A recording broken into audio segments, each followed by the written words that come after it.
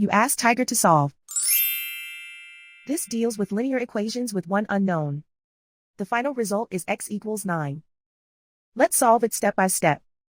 Group all x terms on the left side of the equation. Subtract 7x from both sides. Group like terms. Simplify the arithmetic. Group like terms.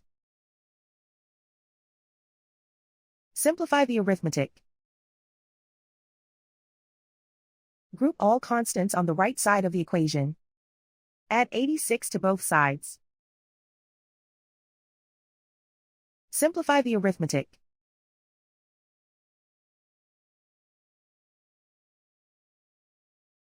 Isolate the x. Divide both sides by 3. Simplify the fraction. Find the greatest common factor of the numerator and denominator.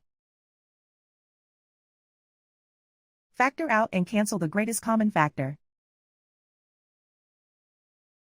And so the final result is x equals 9.